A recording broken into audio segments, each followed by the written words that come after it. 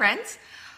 Just coming back today, Katie Steinberg here with our missing piece. Sorry for the stutter at the beginning there. Normally Facebook Live gives me a little countdown, and today here we are, just fresh off the bat. So this week at Missing Piece was Civil Conversations, which is a movement by NPR's On Being and Krista Tippett to create safe spaces to have conversations that are civil, even when people disagree. It was interesting and timely, and I look forward to sharing the message with you. Just want to give you a couple of quick updates. This coming Sunday at 10:30 at Orman Brewing Company is our second anniversary of Missing Piece, and we're excited to celebrate with Sweets and Eats food truck, Steel Oak Coffee, and of course Orman Brewing Company with their lovely brews and mimosas, special just for us. So I hope you can make it out to that. It's 10:30 this Sunday, and then the next week we'll be on the beach playing flag football. If you're missing any of these updates or events, you can text PEACE to 33222, and you will get a weekly text message updating you on what Missing Piece is doing and where we are, and then you can find your way to us if you so choose. But without any further ado, here's this week's message. Interestingly, we chose civil conversations as a theme for this week long before Charlottesville and Boston and others were on our news feeds.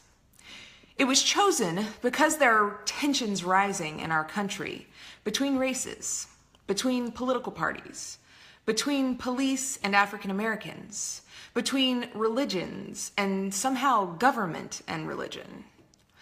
And to be real honest about it, I want to hide from it most of the time. I want to take my kids to the beach and organize my garage and do my job and pretend everything is okay.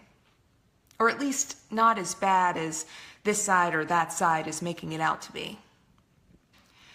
But I realize that is a rather cowardly response. And when people's lives and civil liberties and humanity are at stake, it's too important to put my head in the sand. That said, inflammatory tweets and posts, the verbal grenade tossing and withdrawal enabled by social media will rarely, if ever, change anyone's mind. It's like we all have access to these global microphones, but I have to wonder if any wisdom will rise above the cacophony of anger and hatred and memes that question my beliefs if I don't type amen and share. How will we ever grow and learn and transform as each of us needs to if we don't look into the eyes that disagree with us and have a meaningful conversation? To hear the other side as much as we speak, to conduct ourselves with civility and grace that might, just might, touch a heart in a way our shouty, inflamed, disenchanted, desperate, clawing at the door of different but the same neighbor somewhere on the other side of nowhere ever could. We won't. We can't solve the world's problems by gathering for just one day. But we can open our eyes instead of hiding from what scares us. We can deepen our understanding of the other, whoever they are. We can arm ourselves with language and ideas and hope in a way that no militia ever will.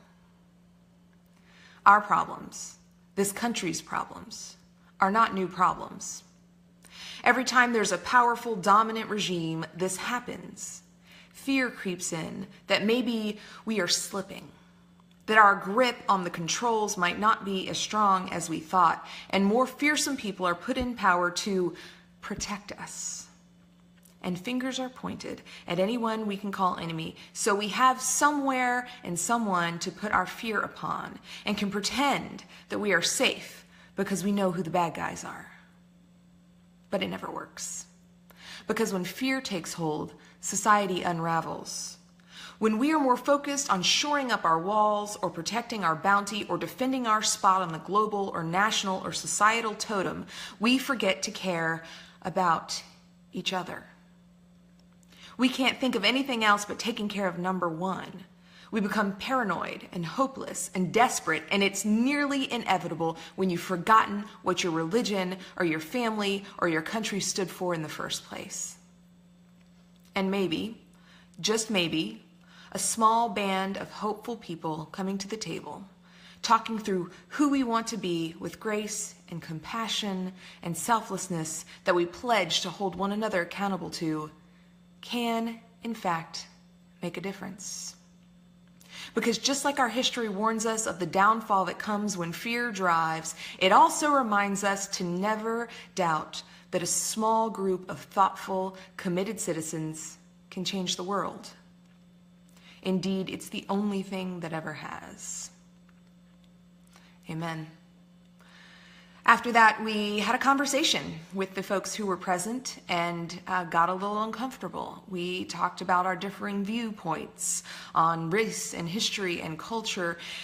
And after we had some time to connect and attempt to see each other's viewpoints, we talked about resources. What are the tools that we can use moving forward to engage in a conversation in better ways?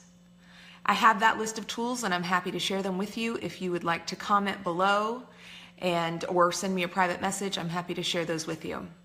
A reminder again that this coming Sunday is our 2-year anniversary party and you're invited.